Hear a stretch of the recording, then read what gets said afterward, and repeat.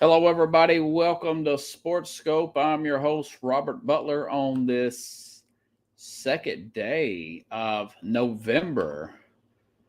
Looks like, I'm starting to get the sense that um, this Philadelphia team, they seem like the better team here in the World Series. What did they win? 7-0 last night. They seem like they want it a little bit more. Houston's going to have to wake up. They're going to have to make some adjustments. Dusty Baker's going to have to step his game up, or this thing's going to be over in five the other way. They definitely have the talent to do it. You look at the regular season record, look at their postseason history there.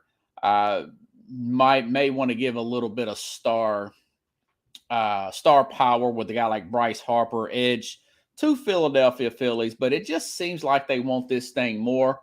Of course, I'm not here to talk about that, but got a lot of good stuff I want to talk about tonight. Daniel Snyder, he's going to sell this team. He's saying May, and there was reports that they're looking at the Bank of America securities to sell it to $5.6 billion worth. Washington. Also going to talk about this unprecedented ride and rise that Tennessee football is on. I've never seen anything like it. We'll get into a little bit of details. I'll play an old soundbite from when Josh Heupel was hired here back in January of 2021. This guy's only been a coach for a year and a half there. And I'll give you the timeline about what happened from the time the turmoil and the chaos that went on at Tennessee, from the time that they fired Philip Fulmer in 2008 all the way up till now. 14 years of craziness for the University of Tennessee program. They made national news on several occasions during this turbulent times. Now they seem to be high above the turbulence right now, but I'll get into it a little bit. And Auburn has fired their coach.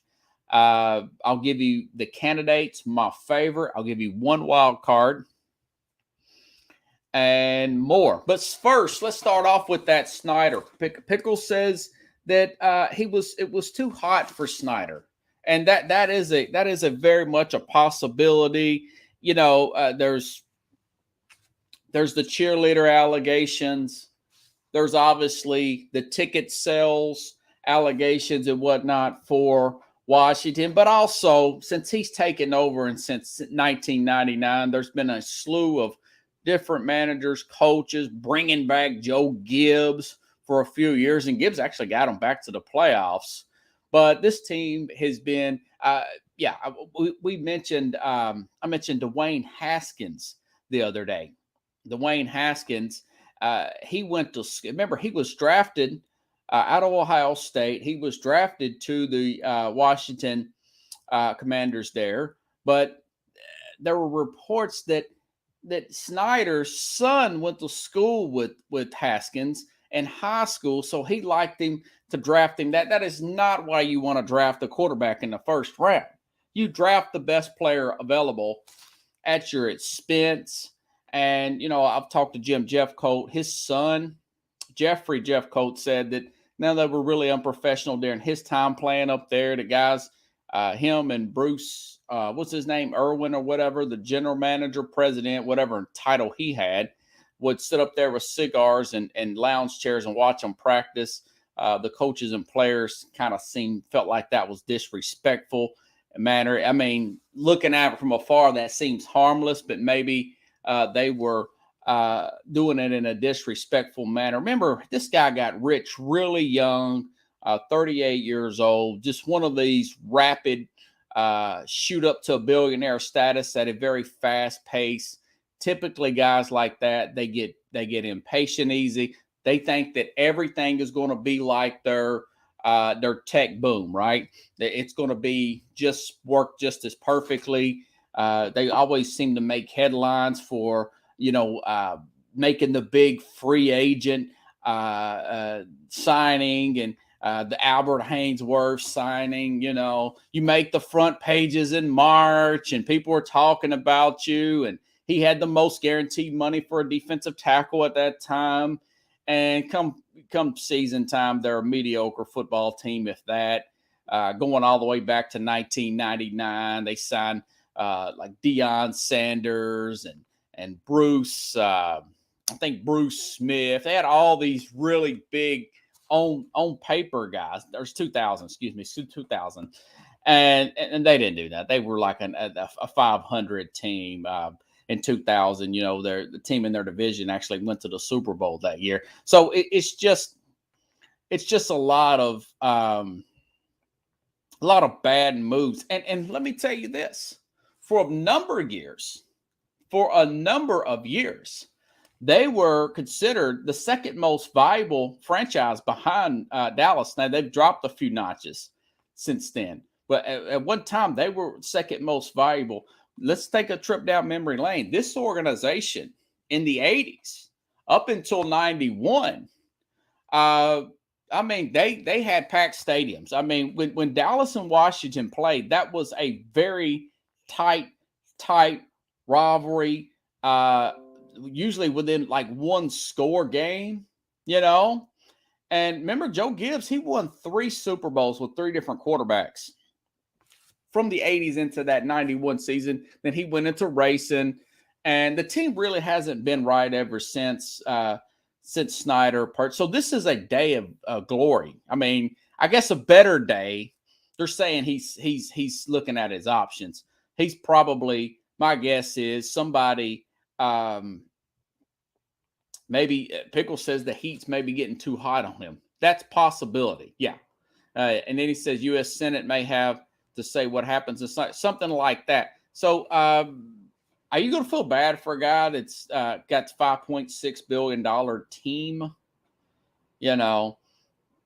No, of course not. Obviously not. This is huge. I've got a friend that I met off Twitter, a guy out of D.C., does a podcast. I may try to bring him on either this week or next week, probably next week. He's probably booked up. I'll look at some of my contacts and bring him on.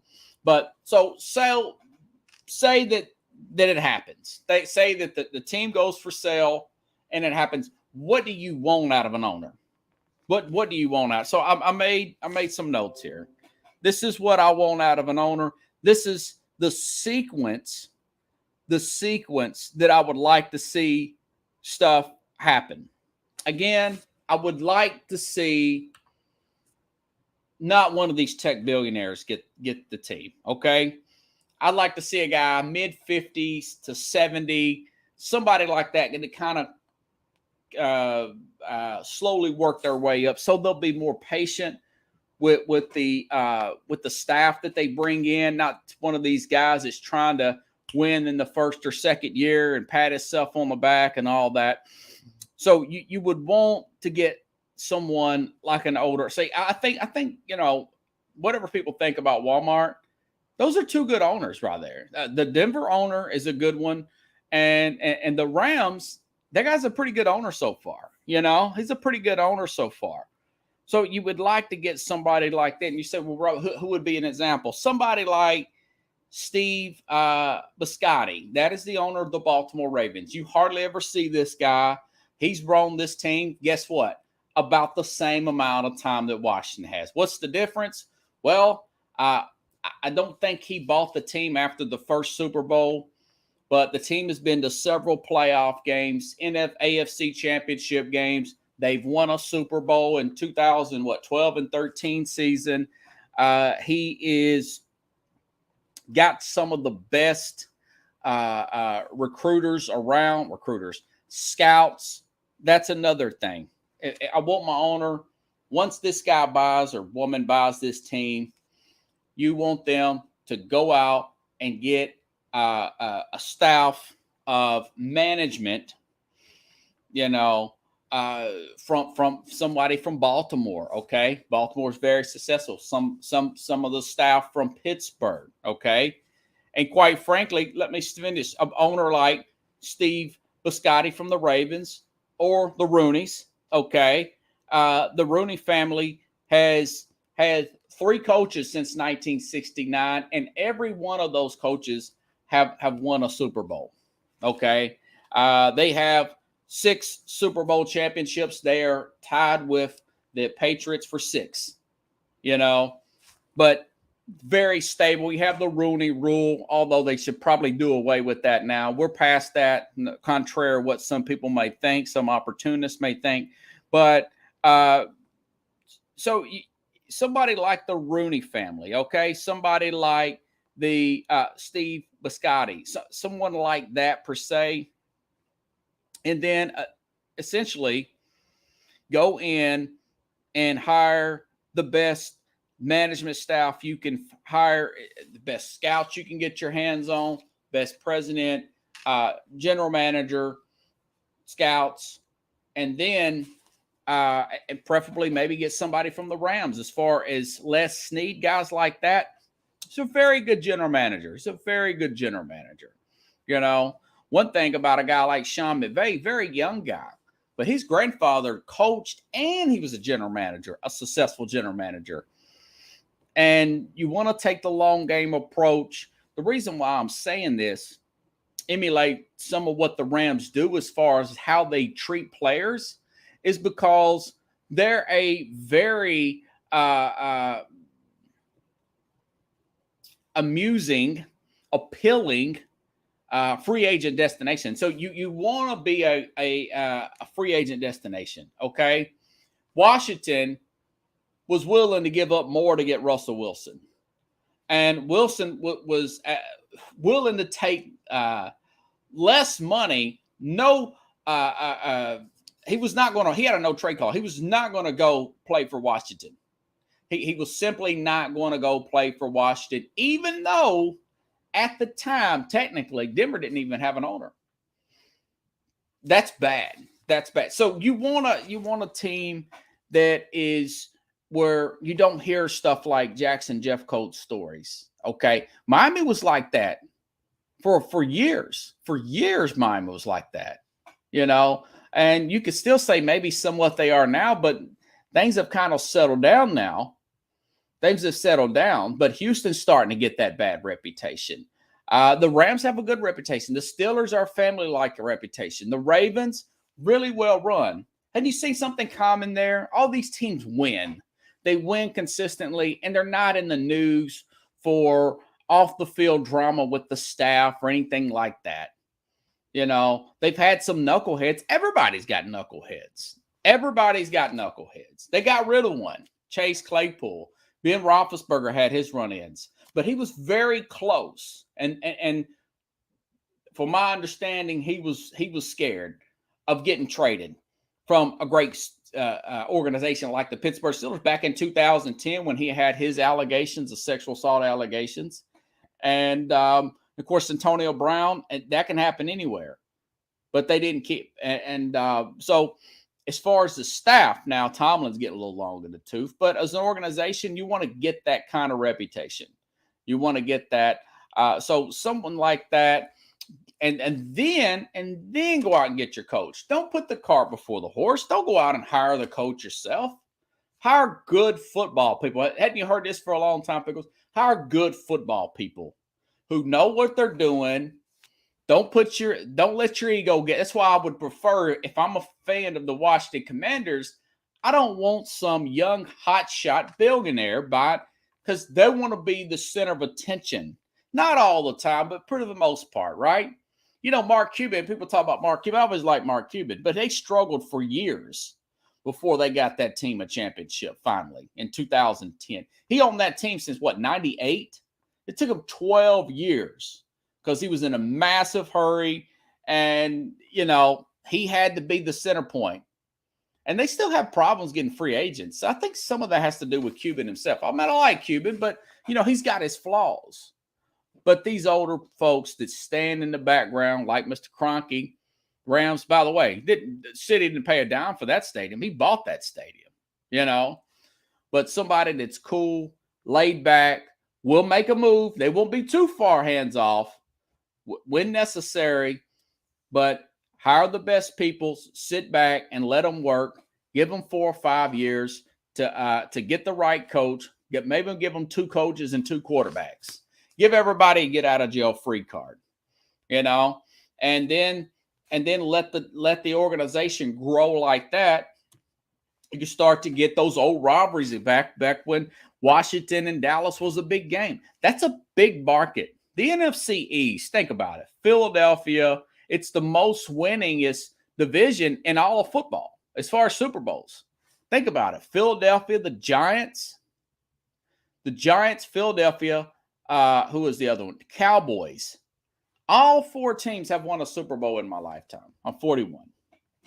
All 4 teams, the Giants, multiple Super Bowls. Dallas, man,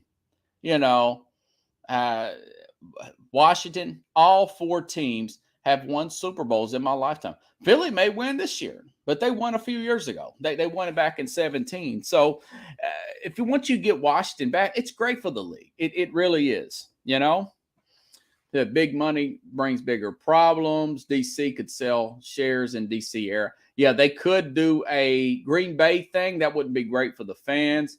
Saudi money may be part owners. Yeah, you want one really good owner that Big Pickle says they had 3 Gibbs, 3 Super Bowls,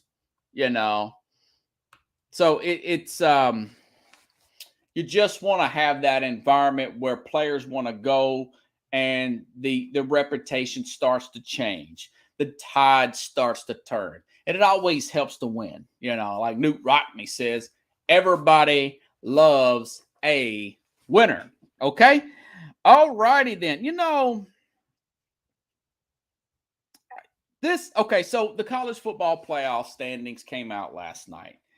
And if you would have asked me, most people, even fans of the University of Tennessee, switching gears here, even fans of the University of Tennessee would say that Tennessee, they would be happy for them to be in the top 25. Okay, maybe 17th, maybe 10th. Maybe they could have beat Florida in the last play of the game. No shot at Alabama. My expectations were very low, very low. And I'll explain why here in a minute. And I'm going to play a soundbite from when the news first broke that Josh Heupel was hired, January the 27th of last year.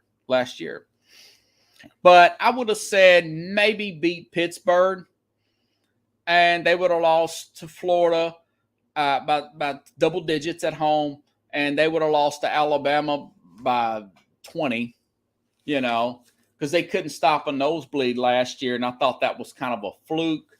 But it was never in a million years, not with the most optimism that I would have said that they would have been the number 1 team in the country. There's no way I would have said that, And this goes back, and I had every right validation to think this way. Now, I will say this. There was a little bit of hope because I've been reading in the offseason that Tennessee is 10th in recruiting coming into next year. They've got this really good quarterback coming in out of California. He's the 3rd overall. I think he's like 4th overall prospect. He's the 3rd ranked quarterback. That's the Archie Manning class here. And there's one other guy ahead of him. And I remember Lane Kiffin really irritated, saying that they paid this guy $8 million in NIL. And for him to say something like that, the more ticked off your competition is, the better off you're probably doing. So there was a little bit of optimism, but I thought they were more of a sham. But again, let's go back to, this is what I thought of Josh Heupel when he was hired back in back last year, the 27th of January. That's not really that long ago. We're talking about a year and a half later. This team is the number 1 team in the country and should be. But judging by their resume, this is the soundbite from that program, Pickles. The leadership of there, and the gullible fan base keeps showing up when they're bad. Alabama, Tuscaloosa, Alabama pickles as big as nothing. Pickles. And they've had 3 national championships by about 3 different coaches in the last 45 years. Why? Because they will not accept losers. They will not accept losers. I was really annoyed. Auburn will run this guy from Boise State out of town in 3 years because they will not accept losers. And Tennessee fans, this is for everybody else, like a leadership up there. And yeah, I mean, and the reason for saying that, okay, so they fired Jeremy Pruitt, okay? Jeremy Pruitt was making recruiting violation after recruiting violation, but the truth of the matter is the guy wasn't getting it done, all right? He wasn't getting it done. They wanted to get a new athletic director, so they went through all the process of getting a new athletic director, all right? So they hired this guy, Danny White, and it's not the former Dallas Cowboy, just a coincidence. Very young guy, too. He's only a couple years older than me. Both of these guys are like in their early 40s. I didn't know this. So anyways, Josh Heupel was hired on January the 27th. Prior to that, Danny White was hired as the AD. And that's what made me say that. But also, you look at this guy's record, and we're going to go back a little bit farther than this, but I'm just telling you the initial reaction. Okay, he takes over for Scott Frost in 2018. He got 1 loss. Frost was undefeated. Now, Frost went on later to get fired in Nebraska, so maybe the UCF thing was just great talent in Central Florida, right? So he goes there in 18. They're 8-0 in conference play, 12-1 overall, lose the Fiesta Bowl. In 2019, this is Heupel's record at UCF. 10-3, he's 6-2 in conference. In 2020, he's 6-4, 5-3. As you see a trend here. He starts off at 12-1, then 10-3, then 6-4. We blame COVID, not blame COVID, whatever. And then you hire the AD from this university. Plus, Tennessee was probably thinking, hindsight's now 2020. Tennessee was also thinking that they're going to get in a lot of trouble by the NCAA and get sanctions out the yang, but they self-reported these violations, supposedly. And it looks like they're not going to get hit that hard from these investigations with these recruiting violations from Pruitt. So they hire this guy. He's probably the cheapest and the safest guy they can get. They take him and they get his AD. All right. So that caused me to say that because I wanted them to go after Hugh Freeze. There was a Coastal Carolina coach that was hot at the time. Someone of that nature. I know that Freeze just come off his show calls, but he was free and clear. He's been killing it at Liberty. And I'll throw you that name back up again here in a little bit. But now this guy's so hot. Tony Romo for CBS, calls the CBS games. Tony Romo, the broadcaster, is known for his ability to predict what happened on the field. This is what this article says. Sunday, he got the attention of Tennessee fans when he told the CBS audience that he expects NFL teams will go after second-year volunteer coach Josh Heupel after the 2022 season. Zach Reagan of A to Z Sports recorded Romo and partner discussing Heupel during the game between the Steelers and the Eagles. What we're watching, Tennessee upset Alabama a couple of weeks back. Remember, Romo said, after Nance called the play, continued Tennessee head coach. Remember, he was at Central Florida and Scott Frost was when they went undefeated. So he's saying that maybe NFL teams to go after. My thing is probably not because of the Matt Rule debacle and Carolina, plus the Chip Kelly, who's having a good season. He got smoked by Oregon.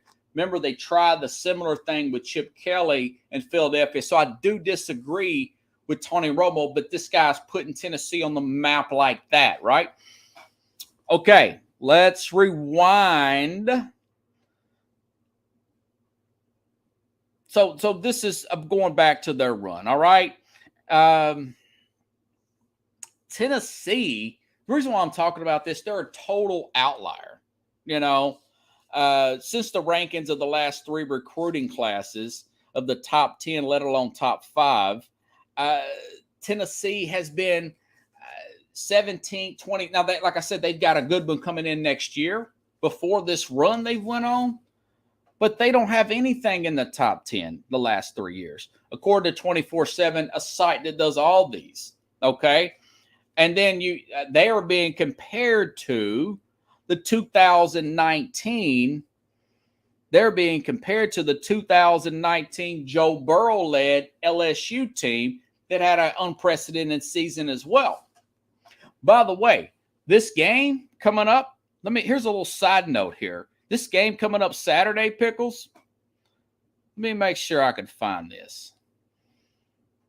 There is the Tennessee-Georgia game is the 24th time in the history of college football that the 1 and the 2 in regular season have played. It's the second time in 11 years when LSU beat Alabama in 2019, 46-41. I didn't realize that. That was Tua versus Joe Burrow. Both were playing well in the NFL. I don't think this is going to be that high a scoring game. I digress. That's a side note, okay? But they're being compared to that team. But my thing is, that team had top 5 classes. They just didn't have a really good coach. They had a good recruiter, Ed Orgeron. They got to transfer Joe Burrow, who transferred from Ohio State because he was beat out by Justin Fields, who's now in the NFL as well. Okay? So here's the comparisons. All right.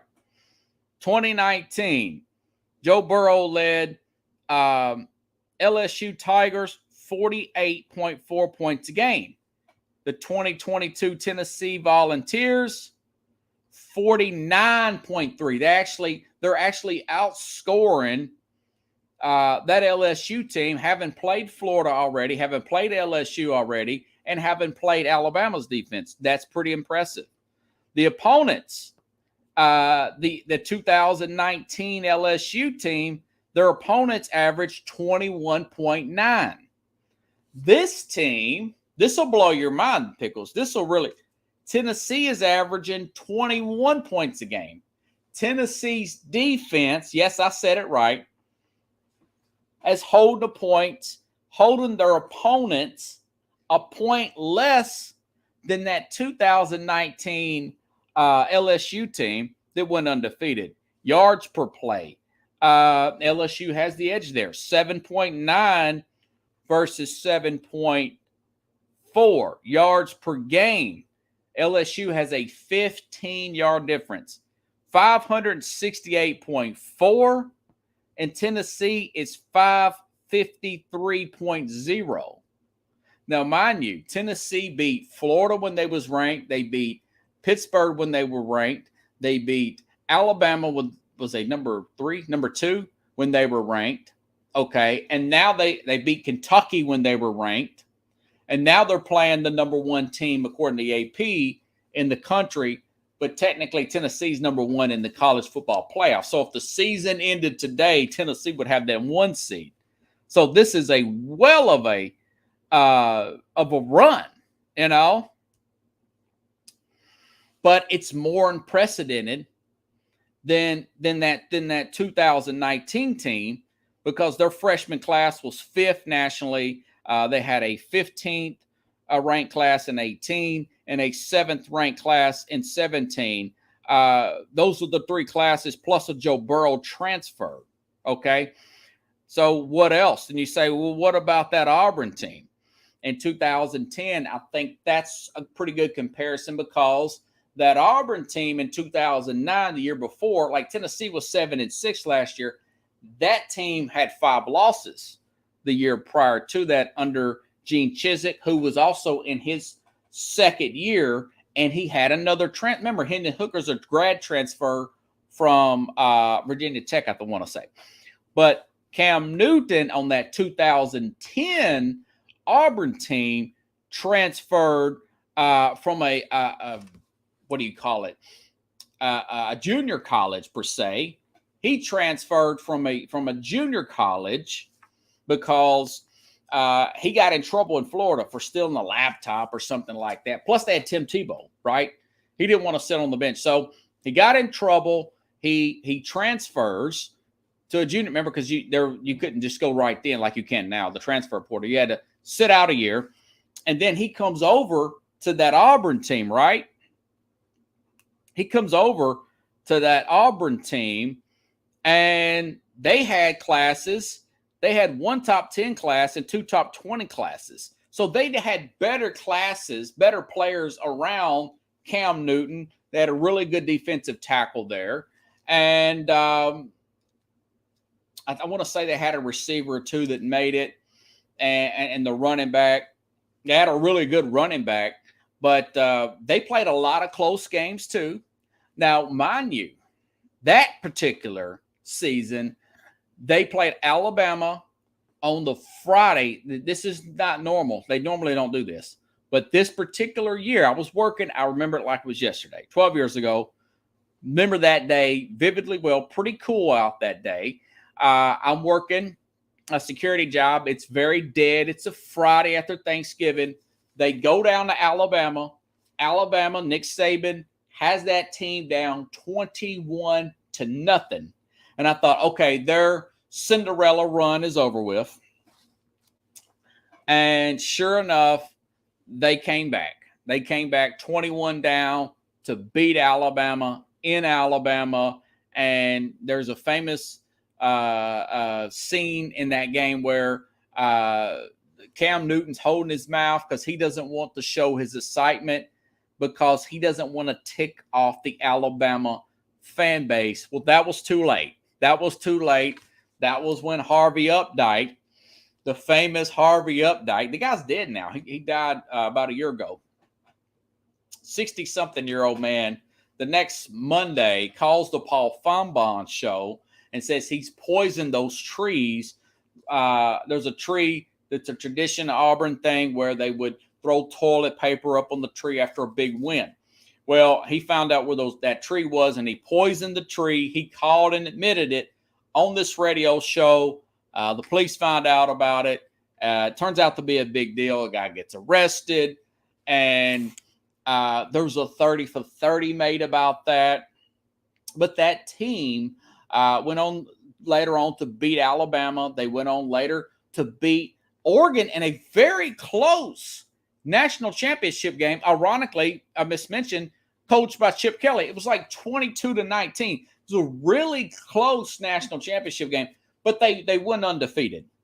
But what this team is doing is just more impressive. The games for Tennessee, they're outscoring that team, and it was just their year, man. It was like the football gods wanted to make up to that Auburn team for the 2004 Auburn team that did not get an opportunity to play in the national championship, although they went undefeated that year, right? So, by the way, and I've talked to Al Borges through Messenger on Facebook.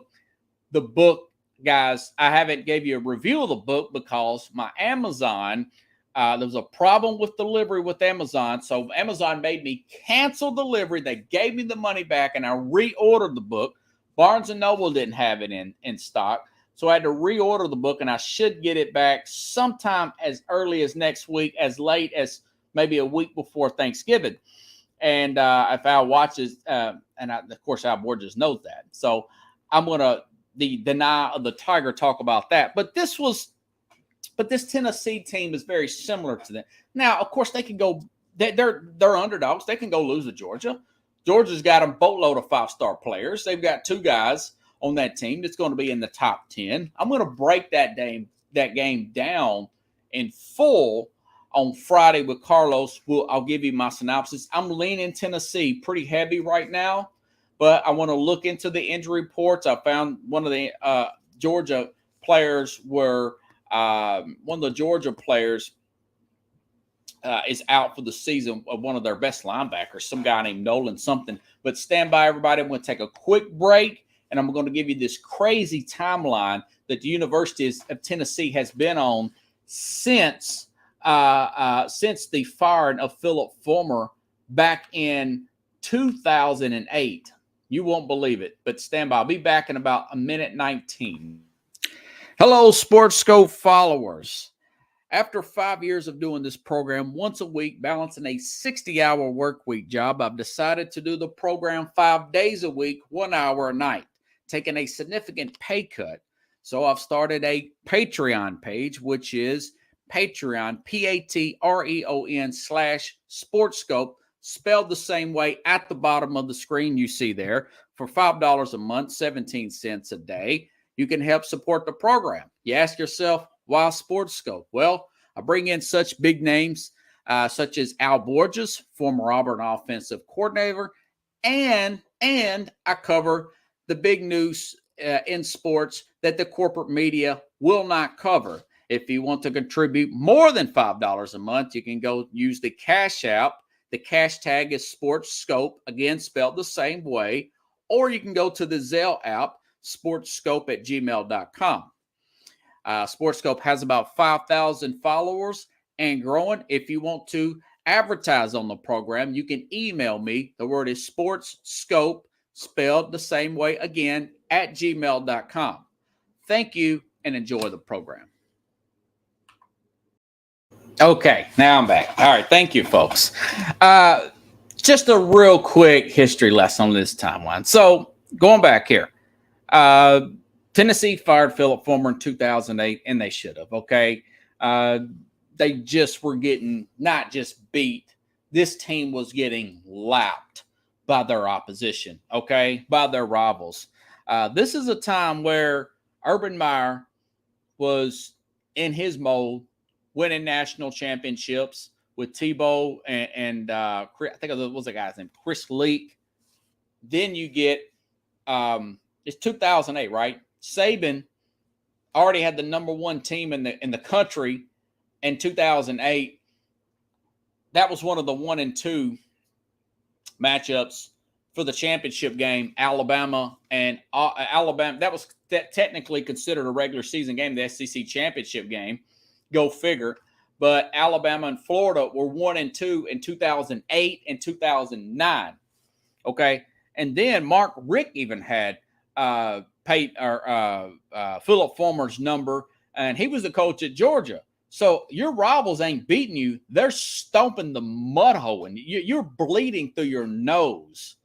And you know he's sitting back there, fat and happy, and living off 98. But that was 10 years prior to 08. Their next best team, really, the closest best was probably that 01 team that just barely missed making the national championship team. And then things really he started to lose assistants, and David Cutcliffe, I don't know how that name popped in my head so fast, but he ends up leaving and going to Ole Miss and coaching Eli Manning, and he leaves temporarily, comes back, and then he takes the Duke job. So he starts to lose these assistants, and he starts to lose the fan base, including me, okay?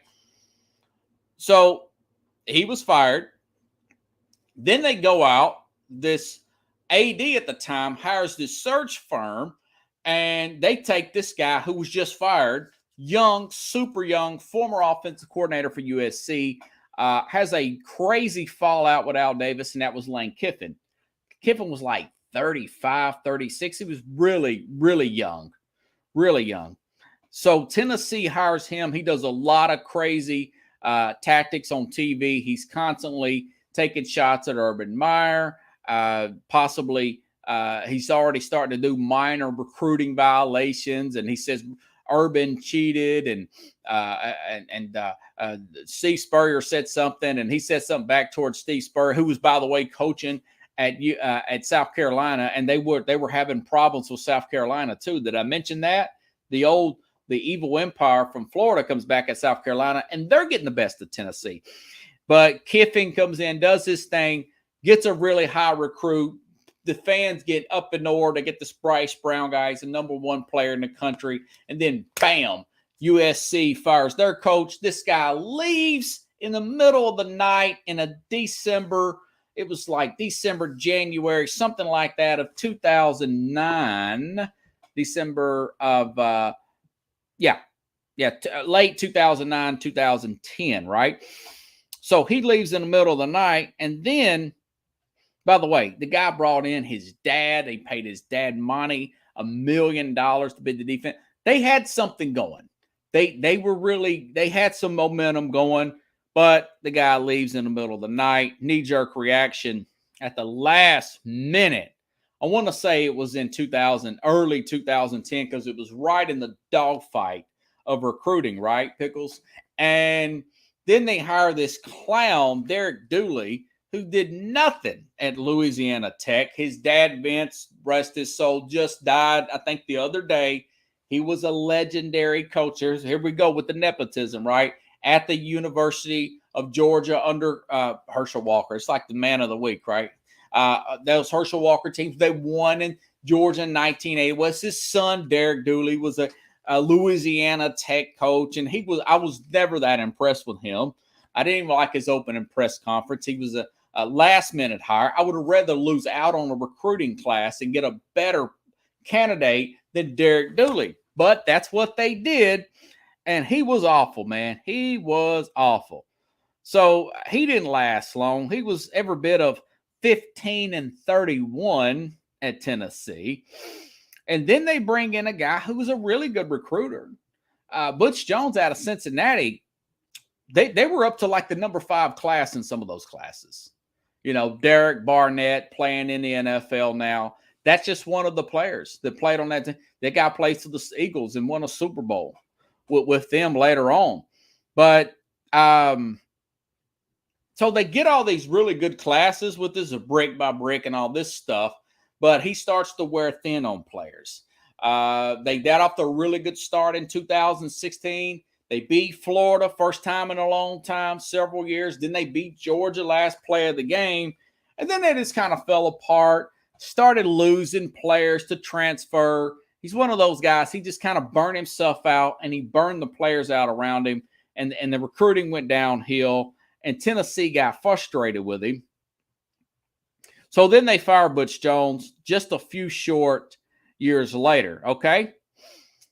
So then let me see, where's my Tennessee timeline here? I got to do Tennessee timeline part 2. So then they're in all this debacle, that ain't enough drama for you. So during the time that they fired him, the news leaks that they hired defensive coordinator Greg Schiano. Now, Greg Schiano was an excellent coach at Rutgers at one time. Coached guys like Ray Rice. You know, he's coached one guy, I can't remember his name, Pickles, but he's a wide receiver, used to play for the Tennessee Titans. Made those guys very competitive, okay? Greg Schiano had a short stint in the NFL, totally flamed out at Tampa.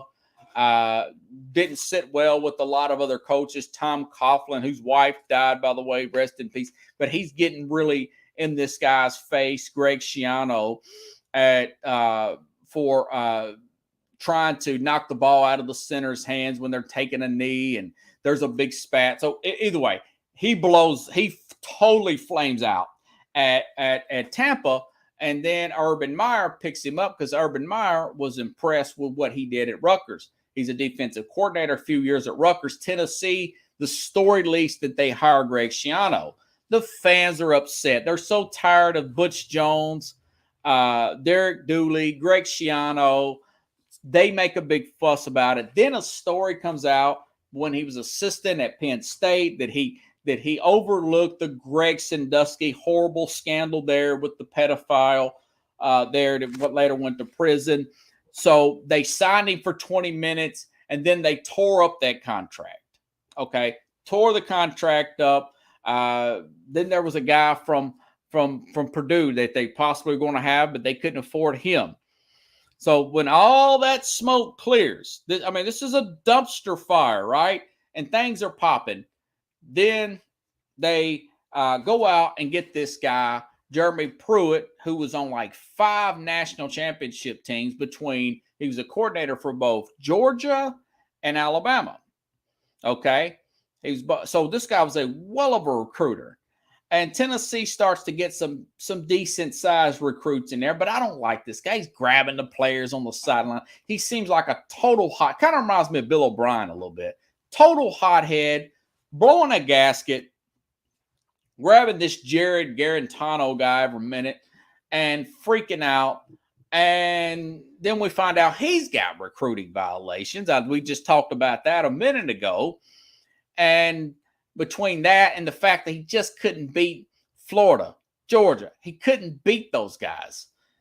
So then that leads to Josh Heupel, which I just talked about. So that is 14 years of total, I mean, not just here in the region of Tennessee. This is all over the country. Tennessee's been pretty much a laughing stock. And you hear guys like Colin Cowherd. He said, well, Jim Haslam, the owner of the Cleveland Browns, owns these Pilot gas stations, and look at the mess Tennessee's in. That's why Tennessee became a punchline.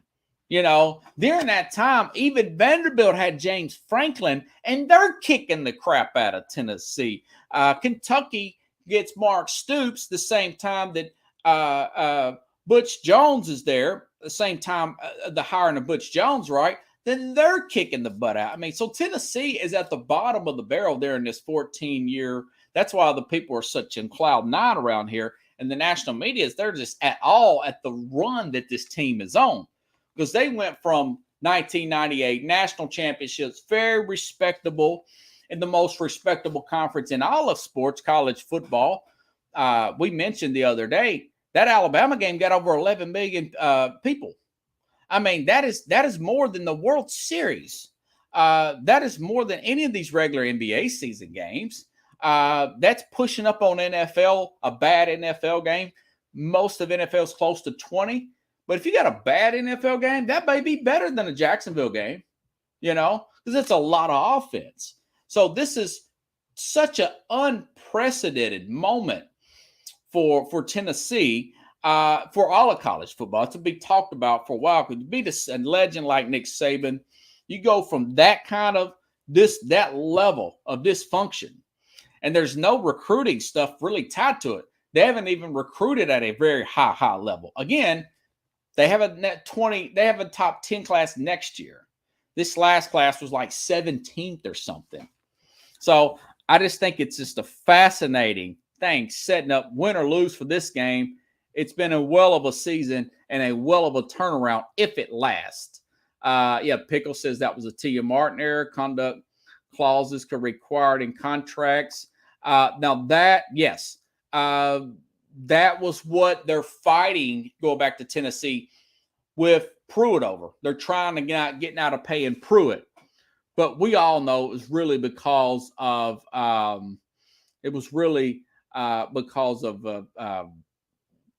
he wasn't winning. He wasn't winning, man. You know, Pickle says Lane Kiffin a legacy hire. Yeah, that's a huge recruiting week and that is true. The Tennessee. Oh, by the way, they got a big name wide receiver out of the Alabama game. They got the second best wide receiver in the country because he went to the Alabama game. I mean, you the field empty, which I'm not a big fan of. Then you got the fireworks and everything. Staying in the college game, folks. Staying in the college game. Okay. Talking of Auburn.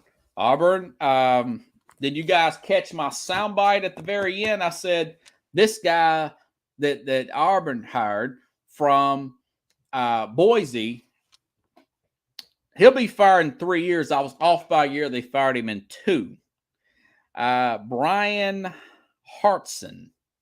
By the way, they've also got a new AD, John Cohen from Mississippi State. So they hired this guy on like a Sunday night. His first assignment, before he could even get his desk set up, was to fire Brian Hartson after getting destroyed by Arkansas. The guy went to 9/11, okay? Plus, he had a scandal with an assistant there or something like that. Some kind of I don't know. Either way, You do the scandal. Plus, you wasn't really that impressive of a hire from the get-go. You go into a pressure cooker. Auburn should have went after a guy like Hugh Freeze. They could have went after a big name, but they didn't. That's why they got a new AD, probably. So they got this John Cohen from Mississippi State. And first assignment, fire John Hartson. Check, right? Okay. Now Auburn decided not to wait to the Alabama game. The problem with Hartson is he came from Boise State. The AD and the Auburn staff, they tried to sell the fan base. And like I told you before in my rant back when Tennessee hired Heupel, that these people aren't stupid in Alabama. Don't try to tell me he's Chris Peterson. He's not Chris Peterson. I know Chris Peterson, this kid. And that's a line from a guy told, and that was one of the lines in the debates, Pickles, if you can remember. I was it the caucus that said that. I know John Kennedy. You know John Kennedy. That guy's know Chris Peterson. Chris Peterson had major upsets, caused major upsets at Boise. The guy goes to Washington like the second year, gets Washington to the playoff. Okay. Chris Peterson would be a guy maybe I would try to get to come out of retirement to come coach Auburn. Just saying. He's a well of a coach. But that was the idea, though. They thought he was going to be like Chris Peterson. No, he was not Chris Peterson. Okay? So you got all this, and so now we're looking at, and this is multiple sites I looked at. I've looked at multiple sites for I love these coaching shows, right? You guys know I love these coaching shows.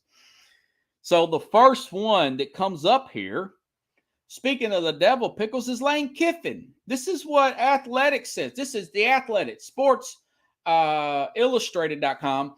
This is ESPN.com. This is everybody I can look at. Their first name is Lane Kiffin from Ole Miss. This article says he's in the SEC West. Ole Miss's head coach. He's 18-4 the past two seasons. 10-3 in the SEC. His team is number 11. He's one of the best offensive minds in college football. He's also proven at managing social media and knows how to build a buzz, like the one that gave the Rebels a lot of momentum. When Kiffin left Tuscaloosa, there was plenty of skepticism. Yeah, and there was also some stuff that went crazy. Lane Kiffin's an overrated coach, okay?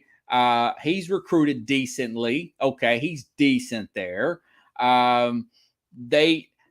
He talks a big game to Alabama.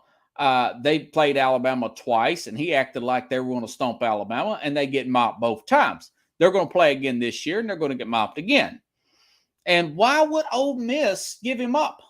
You know, why would he want to leave Ole Miss? I don't think Auburn's that much better than Ole Miss. It's slightly better, yes. Remember, Hugh Freeze also coached at Ole Miss. He beat Alabama. You say, well, it was a bad player. Whatever. Hugh Freeze beat Alabama at Ole Miss. Kiffin has not been within 3 touchdowns, Alabama. Okay, so he's also been fired from USC. You know, I think he's hit his pinnacle to me. And Pickle says he's most disloyal head coach in history. Yeah. So he gets sent away. I'll put it nicely that way. And pushed out the door. He had some kind of fallout with this, what was it, Florida Atlantic job, whatever. So he gets this job. And then he burns bridges everywhere he goes. He burned a big-time bridge with Al Davis. Okay, we thought maybe Al Davis is crazy. He burned one with Tennessee. Okay, the way he left there. He was fired on the tarmac from USC. I think that he rubbed that athletic director so wrong that the guy just fired him on the tarmac at USC. And now they're saying Kiffin will be the lead candidate. Why would Auburn want Lane Kiffin? He's overrated, man. Okay? And the second name is Hugh Freeze. I just mentioned Hugh Freeze. This is a guy who he got in trouble, basically. He had those recruiting violations, but something to do with the cell phone and calling escort service. He's supposed to be this big godly guy, whatever. So the guy gets a show calls or whatever. He goes to Liberty. The show calls expires, and he wins. Malik Willis on the Titans. This guy coached up Malik Willis. Hugh Freeze is a good coach. He's 30-12 at Liberty. There are some rumblings about SEC boss Craig Sankey being against one of this program's hiring Freeze as head coach. Freeze is still a very polarizing figure, but Auburn hired him.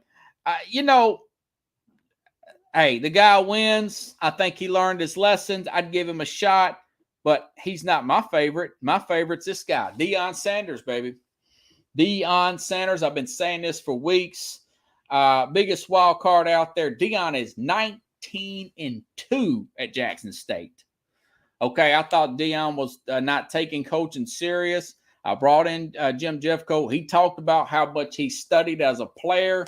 I've watched 2 extensive interviews with him, one on game day last week. He got game day back. He got game day to go all the way to Jackson State, to an HBC non-Power 5 to do game day there, a non-Power 5 school. He also got the top recruit in the country. Yes, I said it, not the top corner. He's the top recruit in the country to come to Jackson State. They're undefeated this year, and he's 19-2. He was honored with the Eddie Robertson Award for top FCS head coach in 2020. He upgraded the roster dramatically and landed big-time recruits, including at Jackson State. He's pulled off miracles in a very short period of time. He said on 60 Minutes that it would be about my staff. Saban would hate this. This would be a huge buzz for college football. Again, guy's 55. He's had some health problems, but he's bounced back. He's full of energy. He won't accept losing. He's a really good recruiter, and he's a pretty good coach. I mean, at 19-2, what are you going to do? 19-2, what are you going to do? So those are the 3 candidates. My first call would be Lane Kiffin. Other wild cards would be Matt Rule would be a good backup. If something happens with these other coaches and something falls out, first of all, I wouldn't hire Lane Kiffin. He would be off my list. Lane Kiffin would be off my list. But between Hugh Freeze, he's got baggage. Now, Matt Rule was excellent at Baylor. He was good at Temple. And he was decent at Carolina as a pro coach. He just didn't have a quarterback, guys. He's a very good schemer, high-energy guy, pretty young. Matt Rule would be a good backup. And a wild card that a lot of people's not going to really care for, but I'm going to say it anyways. Nick Saban turned 71 on Halloween, on Monday. Nick Saban is 71. This guy's 58 years old. Urban Meyer. Laugh all you want to, but I would call Urban Meyer. Urban Meyer is a very competitive guy. He's a guy, he does not want his legacy to end the way it did in Jacksonville and the way it did it in Ohio State. Okay, Ohio State, it ended badly. It ended badly in Jacksonville. You're only going to get him for 5 years. But that's nothing. Auburn will fire you after 2 bad seasons. Auburn will fire you after a season and a half. They got the money and the cash to do it and not think twice about it. They just did it, okay? But in 5 years, you'll probably beat Saban, and you'll have a shot at a national championship. And it'll be a heck of a ride. It may end in scandal. He may have another heart attack, but his daughter's grown now. He's got more money than he can stand. He could put together a staff like that. And it would be that. Can you imagine? I don't think he would do it. He's a tremendous wild card. I get it. Because it may kill the guy. Because he'd be going against Jimbo Fisher. Brian Kelly, by the way. LSU will play Alabama Saturday. Both off a bye week. LSU's coming together. That's going to be a good game. Tennessee, Georgia's overshadowing it, but that's going to be a really good game. Brian Kelly at LSU. Lane Kiffin, he's an upgrade, but he's still a pretty good coach. And then Mississippi State's got Mike Leach. Then you have an Urban Meyer at Auburn, Nick Saban at Alabama. I mean, that is murder's row, man. Murder's row. There's not a weak link. Man, when I was growing up, Ole Miss was the weak link. Mississippi State, that's an easy win. Even LSU wasn't that good in the 90s. And then in the late 90s, they hired this guy from Michigan State named Nick Saban. And then they got good, you know. But Auburn, Alabama, I mean, all these guys. And then not to mention, in a couple of years, you're going to get Texas and Oklahoma coming in. But I would call Urban Meyer. He wouldn't be my first. Deion would be my guy. He would be my guy. It would be Deion, then Hugh Freeze, and then Matt Rule. And depending on what kind of temperature I got from Urban Meyer, I would think about it. But Deion would be number one. He would be, and I think, and I've told you all this a few weeks ago. He's holding out for that Auburn job. So it'd be interesting to see how this all plays out. Do they wait to the end of Jackson State season? Is he contacted this week? Who knows? But he already says, I got to entertain it. So it's going to be interesting. See, Kiffin. So that remains to be seen. Tomorrow, same place, same time.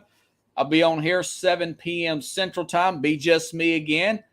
I always think I'm never going to have material, but there's always news out there. There is always news if you're willing to look for it. If you guys like the show, share the show. Friday, Carlos will be in here with me. We'll break down this epic game between Georgia and Tennessee. Also, speaking of Tennessee, the Titans will play the Kansas City Chiefs. Ryan Tannehill limited today in practice. I'm monitoring that situation. I'm curious to see how that. We'll talk about that Friday. 5 biggest games. Plus, we'll do that Tennessee, Georgia breakdown. Have a good night, everybody. Pickles says, good show. Thank you, Pickles. If you guys like the show, please share it. Got to get these subscribers up, okay? Subscribe to the YouTube channel. Thank you, everybody. I'll see you tomorrow. Same place, same time. Same time, same place. Excuse me.